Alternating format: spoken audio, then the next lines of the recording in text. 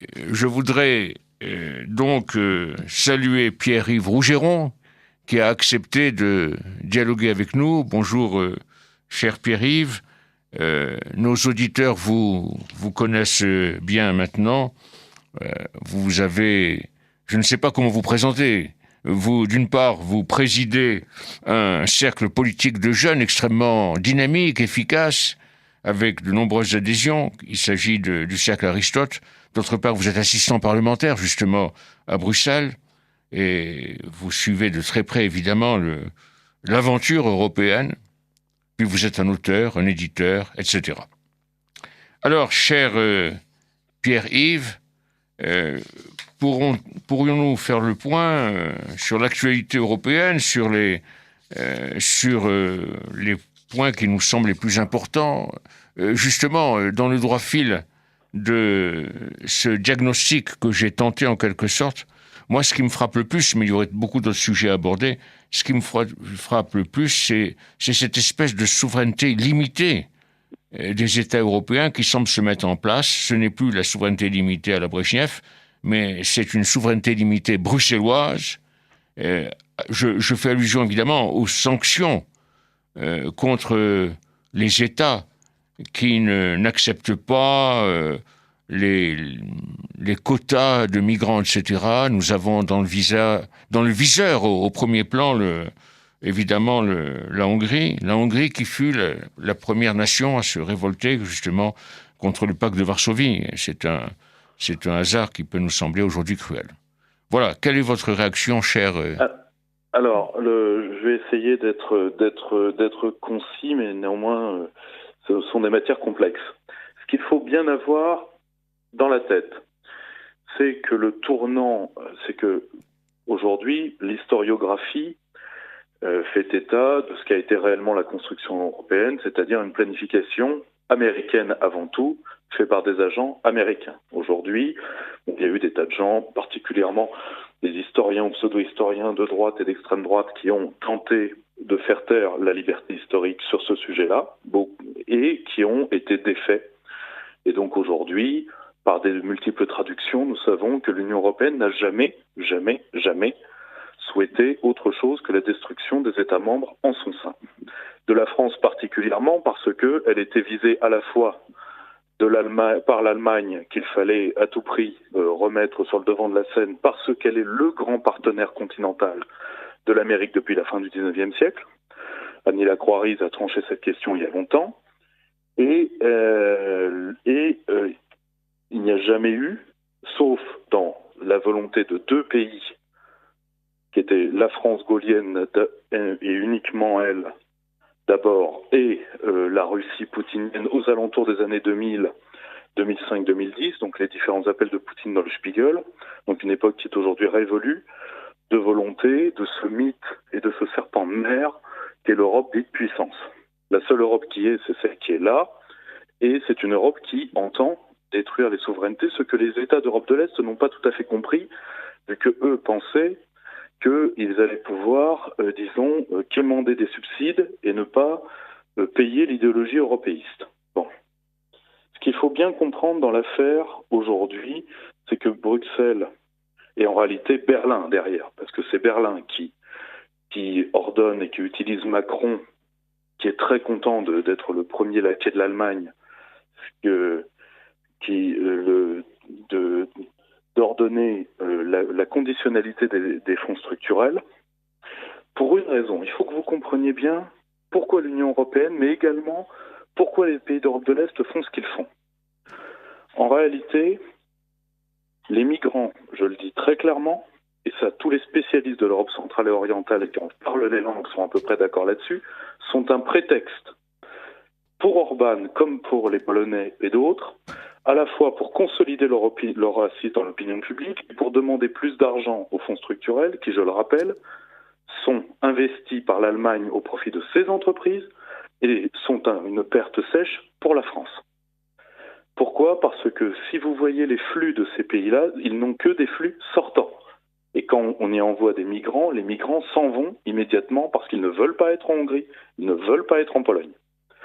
Donc si vous voulez, les migrants là-dedans sont une monnaie de dupe entre des pays de l'Est qui demandent de l'argent et Berlin qui demande du contrôle. C'est un prétexte d'un affrontement qui pesait depuis longtemps et qui aujourd'hui est au grand jour. Ça n'implique pas que Orban ne soit pas sympathique ou que les Polonais ne soient pas sympathiques. La seule chose, c'est qu'on ne parle, c'est qu'en réalité, je vais vous donner un exemple très précis. Prenez le cas de la Pologne. La Pologne refuse les quotas de migrants européens, alors que si elle les recevait, les migrants quitteraient la Pologne immédiatement, comme ils l'ont fait dans les États baltes où ils ont été réinstallés, mais a accepté que Uber fasse venir des centaines de travailleurs pakistanais sans problème. Donc, si vous voulez, la migration n'est pas le vrai enjeu de tout ça.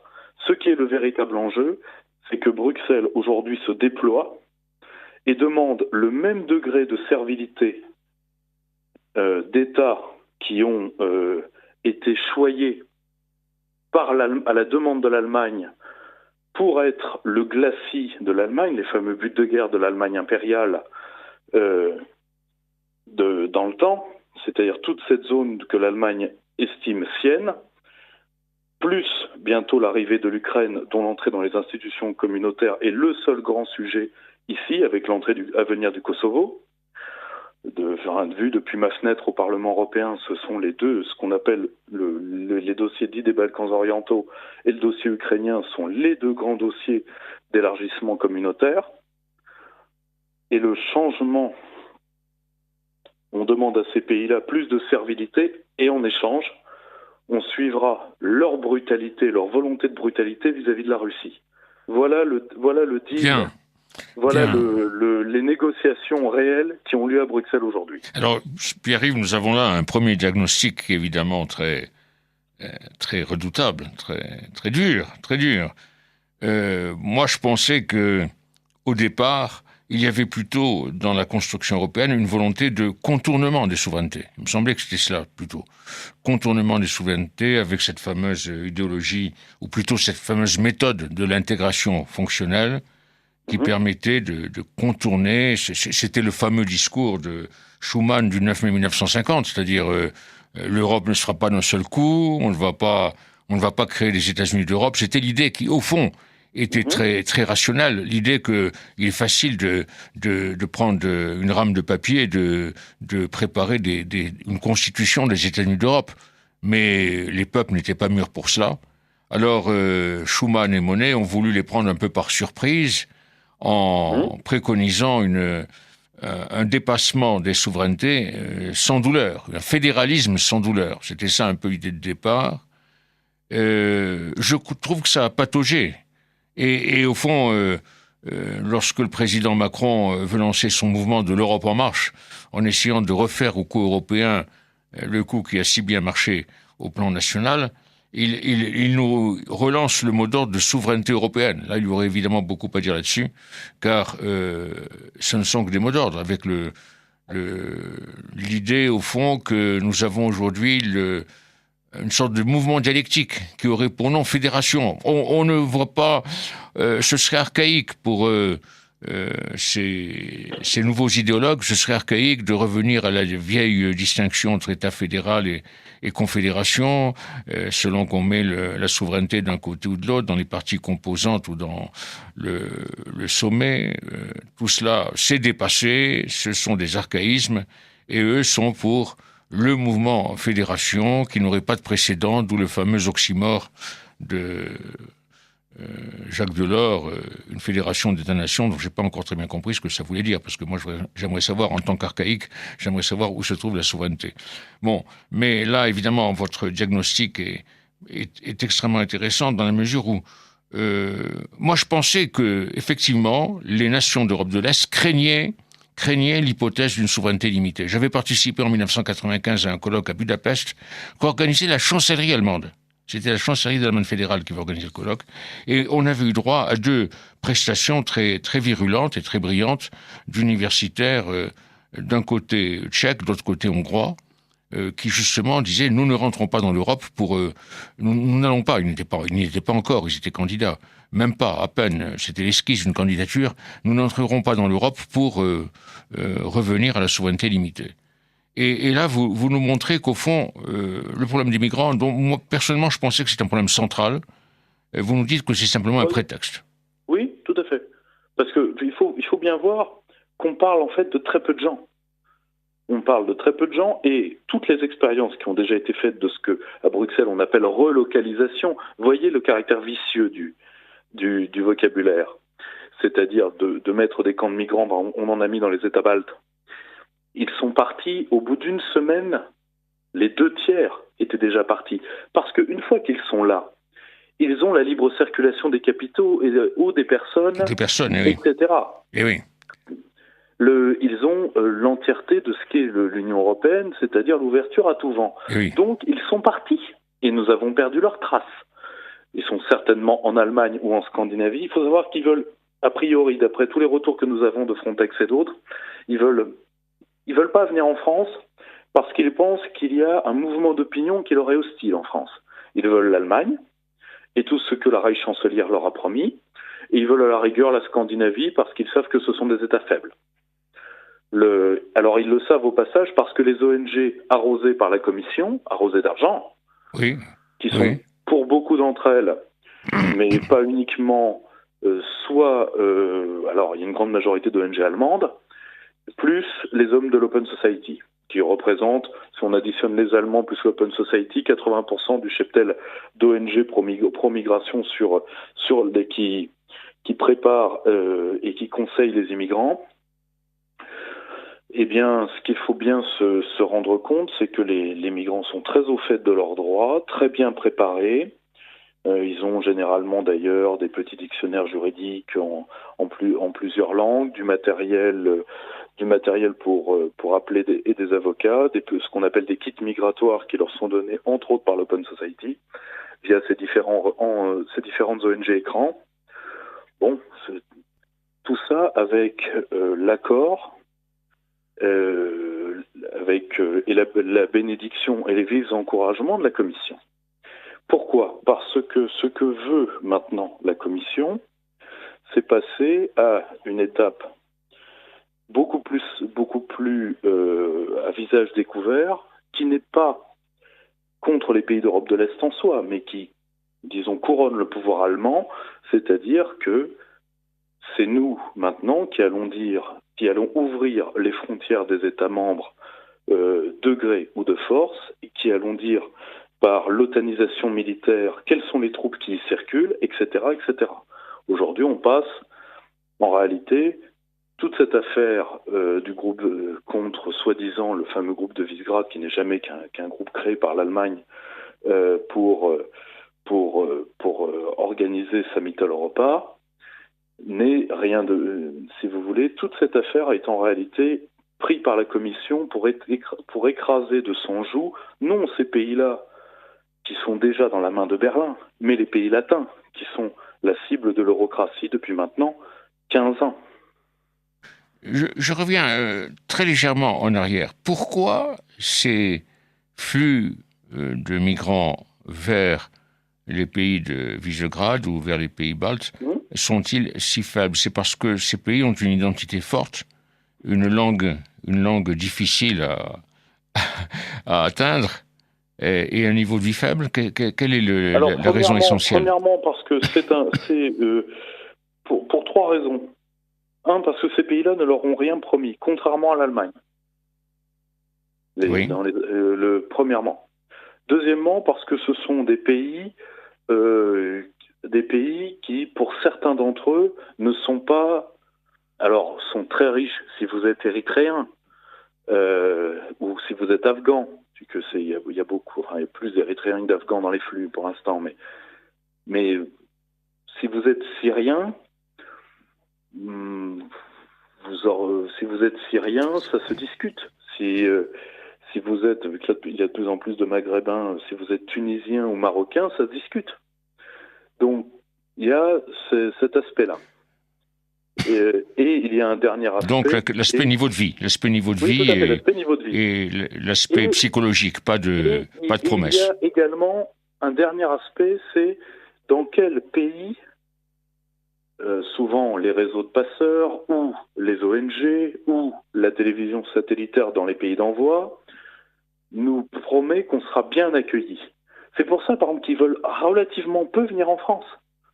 Ça a surpris tous les observateurs. Parce qu'ils pensent qu'en France, les gens ils sont hostiles. Alors qu'on leur a dit qu'en Allemagne, ils seraient accueillis à bras ouverts, et en Scandinavie aussi. C'est quand même très drôle que des migrants érythréens aient comme but la Suède. C'est incroyable. Nous sommes bien d'accord. Donc quelqu'un leur a bien conseillé d'eux. Ils n'ont pas eu cette idée-là au réveil le matin. Et en réalité, ça vient surtout des réseaux de passeurs et des ONG, parce qu'on leur a dit que c'était des États faibles, que c'était des États sans contrainte, que c'était des États où ils trouveraient facilement des aides et peut-être une petite amie ou des trucs comme ça, alors qu'on leur a dit, même des pays accueillants, qui ont encore un accueil facile de l'immigration. Je pense à l'Espagne. L'Espagne, ils veulent pas aller en Espagne. L'Italie, ils veulent en sortir, mais la Commission veut utiliser, là par contre, contrairement au groupe de Visegrad, veut utiliser l'immigration pour briser la souveraineté italienne. C'est pour ça qu'elle a fait de l'Italie un vaste camp de migrants à ciel ouvert et qu'elle l'a fait sciemment. Mais ils ne veulent pas rester en Italie. Vous pensez donc qu'il y a, au niveau de la Commission, une volonté vraiment délibérée de briser les souverainetés des États membres? C'est-à-dire que lorsque je parle de nouvelle souveraineté limitée, à la manière brejnevienne, c'est plus une figure de style, c'est une réalité alors. C'est une réalité, et si vous voulez, disons que Bruxelles est là pour être le visage de la vraie souveraineté européenne qu'est la souveraineté allemande. Parce que justement, le président Macron, lançant sa campagne L'Europe en marche, parle de souveraineté européenne. À votre avis, est-ce qu'il a une idée précise de cette souveraineté européenne? Est-ce que cette souveraineté européenne est déjà apparue dans des documents français? Alors, on en parle depuis longtemps, mais en réalité, c'est très simple. La seule chose qui n'existe pas dans le « en même temps » macronien, et ça, j'ai des équipes qui ont épluché tous ces discours, tous les communiqués d'En Marche, la seule chose, tout est possible, même l'aspect identitaire, même l'immigration. Macron, en réalité, fait de la sursegmentation électorale. Chacun doit avoir un petit bout. Le seul mot que Macron n'a jamais employé dans un but prospectif ou pour faire une proposition, c'est le terme de souveraineté nationale, qui est la seule chose qui est interdite dans sa bouche. C'est d'ailleurs la seule chose qui n'a pas de place dans le « en même temps ». Bon. Il est objectivement... Mais alors, il s'adresse à qui quand il parle de souveraineté européenne? Il s'adresse à deux types de clients. Il s'adresse à la part qui croit encore à l'Europe en France, c'est-à-dire à peine 15% de la population grand max et vieillissant et un électorat âgé, premièrement. Il s'adresse, pardonnez-moi, à trois publics. Il s'adresse à ce public-là, il s'adresse à une technostructure dénationalisée et qui aujourd'hui ne peut plus penser le monde d'aujourd'hui parce qu'elle pense à travers l'Union européenne qui n'est rien de plus que le dernier archaïsme vivant de la guerre froide, avec l'OTAN. Et le dernier public, il parle à la Reichschancelière en disant qu'il va, grosso modo, qu'il est prêt à défigurer la France au nom de l'Union européenne, à une condition, c'est d'avoir ce que Valéry Giscard d'Estaing, en son temps, promettait déjà à la France dans des conférences privées, je l'ai écrit dans mon livre, c'est-à-dire un strapontin à la Bundesbank. C'est-à-dire, grosso modo, fondamentalement, Macron est l'héritier de Giscard d'Estaing, idéologiquement parlant. Ce sont des gens qui sont prêts à détruire leur pays pour que l'Europe soit, et que l'Allemagne rende un tout petit peu, disons, de baume à cette... que les collaborateurs aient le droit d'être sur la photo. Malheureusement, l'Allemagne ne veut pas. C'est pour ça qu'il n'y aura pas de budget fédéral, que l'Allemagne ne rendra pas l'argent que l'euro lui a permis de voler aux populations d'Europe du Sud. Tout ça n'aura pas lieu. Et donc, la soumission de Macron est inutile. Aujourd'hui, toute personne qui veut sauver les pays latins ou qui voudrait sauver la France doit aller à l'affrontement, et l'affrontement, c'est la dissolution. Bien, alors, merci. C'est toujours passionnant le dialogue avec vous, cher Pierre-Yves Rougeron. Une dernière question. Qu'est-ce qui s'est passé dans cette réunion des ministres de la Défense européens avec cette particularité que l'anglais, et là je crois que c'était bienvenu, l'anglais était présent malgré le Brexit? Oui, mais ça c'est d'ailleurs d'un point de vue statutaire, il le sera jusqu'au 29 mars. Bien entendu. Et deuxièmement,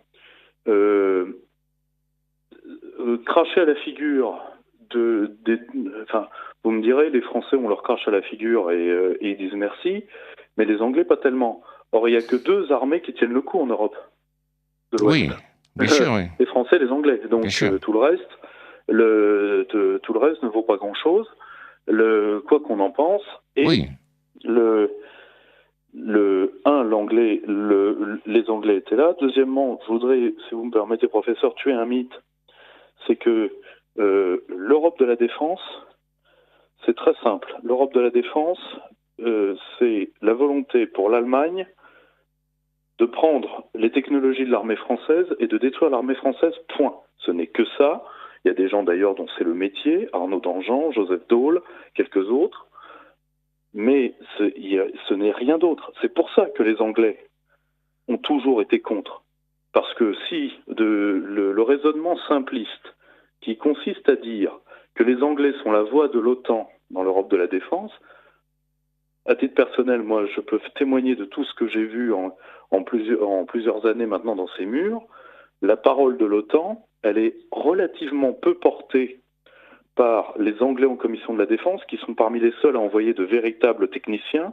Je pense par exemple au Parlement européen au général Jeffrey Van Orden, général de Sa Gracieuse Majesté, alors que la voix de l'OTAN, elle est très très bien portée par la Pologne, la Hongrie moins, mais néanmoins au Conseil de l'OTAN, Orban a appuyé même les frappes débiles sur la Syrie, par l'ensemble des pays de l'Est et surtout par les États baltes, qui, à eux trois, sont de toute façon bloquants et sont obsédés par leur haine anti-russe viscérale. Bon. Donc, si vous voulez, ce qui s'est passé lors de cette réunion, c'est qu'on s'est rendu compte de 3 choses. On s'est rendu compte, premièrement, que les fameux avions franco-allemands, hélicoptères franco-allemands qui allaient être lancés, allaient l'être sur fond français, vu que l'Allemagne ne compte pas. Comme Angela Merkel l'a dit à Donald Trump lors de la visite d'État de la semaine dernière, l'Allemagne ne compte pas investir dans sa défense. Donc c'est la France qui va payer, et bien sûr les bénéfices industriels seront reversés à l'Allemagne, comme d'habitude. Ça, c'est le premier point. Le deuxième point, c'est que comme un général américain, qui je crois le général Flynn, mais c'est à vérifier, l'a dit encore récemment, mais n'a fait que, parce qu'on dit toujours, les Américains revendiquent par l'OTAN la défense de l'Union européenne. C'est pas tout à fait ça. Les Américains rajoutent une voix au concert européen qui demande l'otanisation.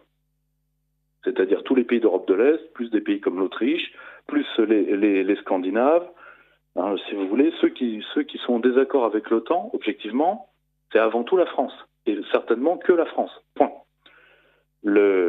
Et les Américains en rajoutent. Pourquoi ? Parce que les Américains veulent que l'Union européenne fasse comme la Corée et le Japon, c'est-à-dire paye leur protection. C'est pour ça que l'OTAN demande 2% du PIB en dépenses de défense. Parce que la Corée et le Japon, eux, payent les bases américaines qu'ils sont obligés de supporter sur leur territoire, oui. Alors que les pays européens veulent à la fois le beurre et l'argent du beurre, c'est-à-dire avoir des bases américaines pour narguer la Russie, mais aux frais de l'oncle Sam. Donc, je peux vous le dire très clairement, c'était déjà une demande de Bill Clinton. Oui. Oui. C'était une demande de George Bush fils, de Barack Obama, d'Hillary Clinton, oui. Et donc c'est Donald Trump qui la met. Le personnage, je pense, est doué pour solder les dossiers. Oui. C'est lui qui la met en œuvre. Voilà. Bien. Écoutez, ça a été vraiment passionnant. Je vous remercie très vivement. J'espère que nous aurons d'autres occasions Avec grand plaisir, de dialoguer. Bonne journée. Merci. Bientôt. Merci beaucoup.